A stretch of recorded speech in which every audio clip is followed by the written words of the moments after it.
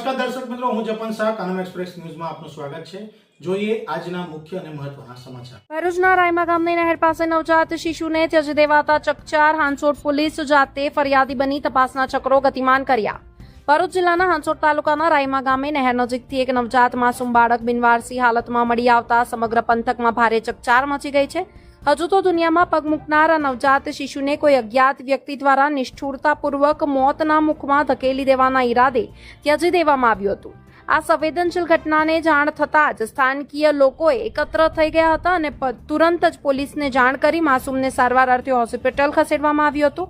તબીબોની પ્રાથમિક તપાસમાં સામે આવ્યું છે કે બાળકનો જન્મ થયો તેના ગણતરીના કલાકોમાં જ તેને તરછોડી દેવાયું હતું તેમજ તેના નાજુક શરીરે સામાન્ય ઈજાના નિશાનો પણ જોવા મળ્યા છે, જેને પગલે હાલ હોસ્પિટલમાં તેની સઘન સારવાર ચાલી રહી છે। આ સમગ્ર મામલાને અત્યંત ગંભીરતાથી લઈને હાંસોટ પોલીસે કાયદાનો કોરડો વીંઝ્યો છે।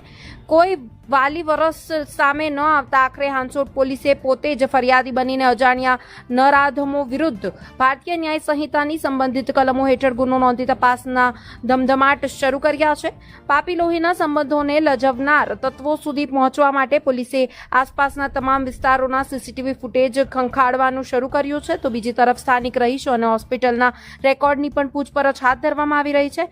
હાંસોટ પોલીસ જાતે જ આ કેસમાં ફરિયાદી બનતા હવે તપાસ વધુ તેજ બની છે અને ટૂંક સમયમાં જ આ માસૂમને ત્યજી દેનાર ગુનેગારો પોલીસના સિકંજામાં હશે તેમ મનાઈ રહ્યું છે। રિપોર્ટર રવિ સૈયદ, ભરૂચ।